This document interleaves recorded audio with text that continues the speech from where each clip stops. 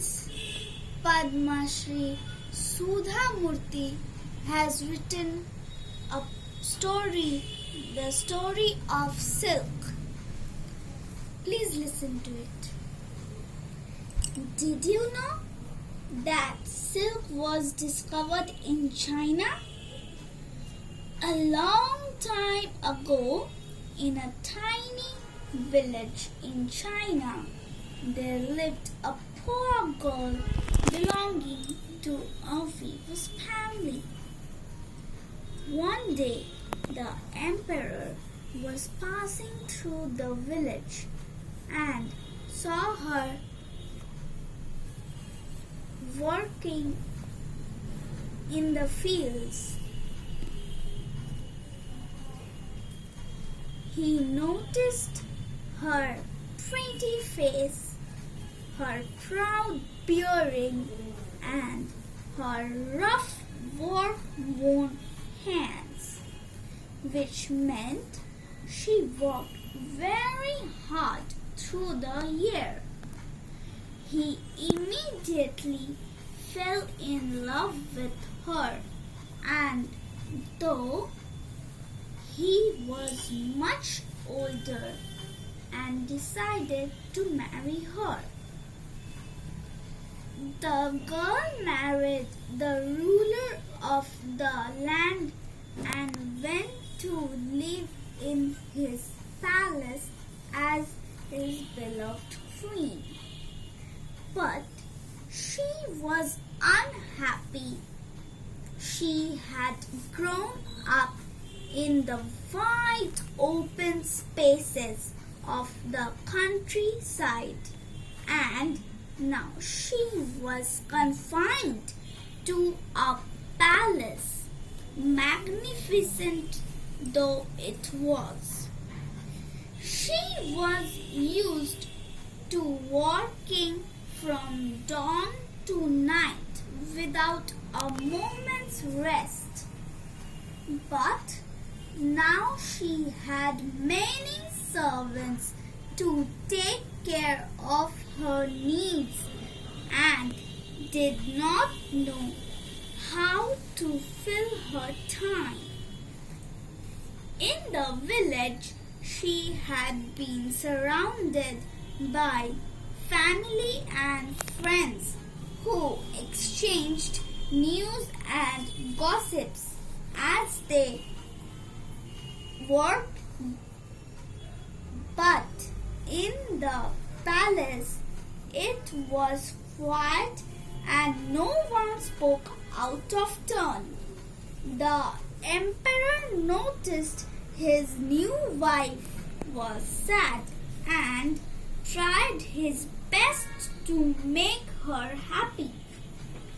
He bought her grand clothes, jewels, and artifacts, threw elaborate parties, hired the best musicians of the land to amuse her.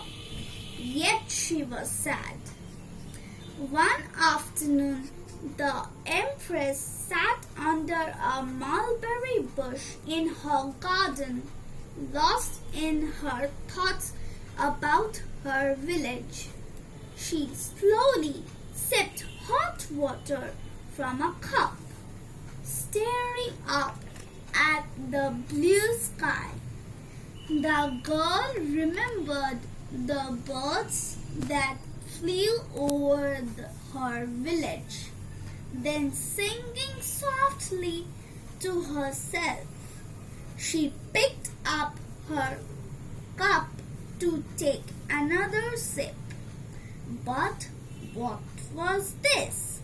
A cocoon from the mulberry bush had dropped into the hot water. Her first thought was to throw away the water and the cocoon. But then she took a closer look and she saw some threads peeping out from the cocoon. Where had they come from? She pulled the threads They were thin, strong, and shiny. She kept pulling, and a long line of thread came out. Now, the Empress had a great idea. She would take the thread from many cocoons and weave soft, strong cloth from it. She called her servants and everyone got to work.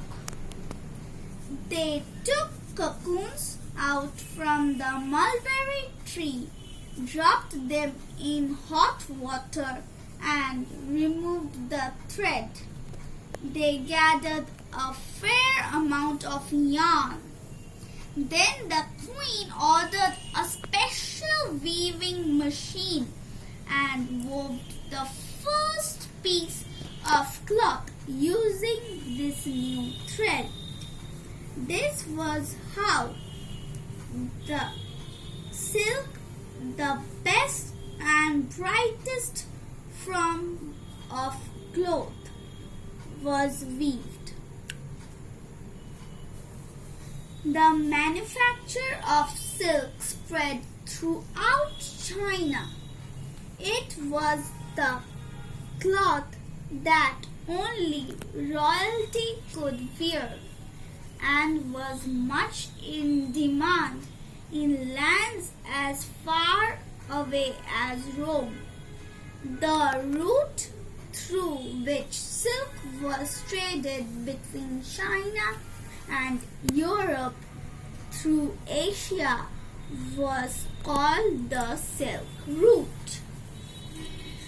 Now that the Chinese had learned how to make silk cloth, they did not want to share this knowledge with anyone in the world.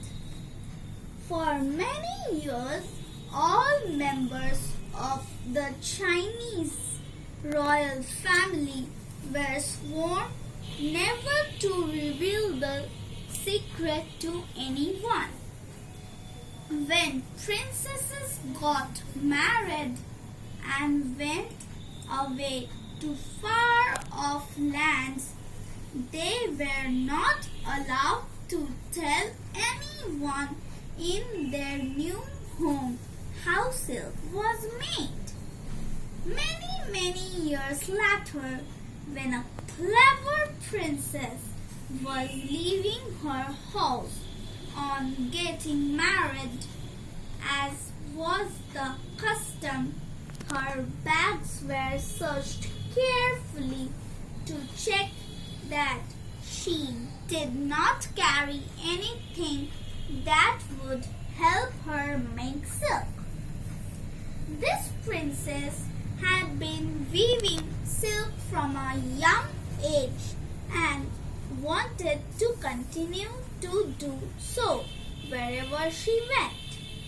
She had hidden the cocoons in her long elaborate hairdo.